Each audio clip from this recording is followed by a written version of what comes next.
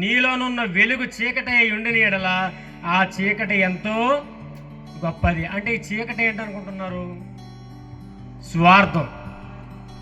మనలో ఉన్న వెలుగుని, ఆ దైవత్వాన్ని బయటికి రానివ్వకుండా, ఆ వెలుగు ప్రసరింపకుండా ఏం చేస్తూ ఉంటుందంటే స్వార్థం, అసూయ, ఈర్ష, ద్వేషం ఇవన్నిటితో నింపేస్తుంది అన్నమాట. నింపేసి వెలుగు కంటే గొప్పదైపోతుంది, దేవుడి కంటే గొప్పదైపోతుంది.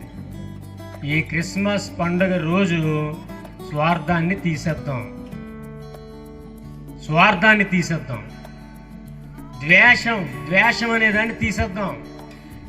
మనలో ఉన్న వెలుగును బయటకు తీసుకుని వచ్చి ఆ దైవత్వం అనే ఆ వెలుగును బయటకు చూపించాలి అంటే స్వార్థం, అసూయ, ఈర్ష్య, ద్వేషం ఇలా నానా రకాల చీకట్లన్నిటి నుండి వాటిని తొలగించి ఆ వెలుగును బయటకు తీసుకుని వచ్చి అందరికీ చూపించాలి.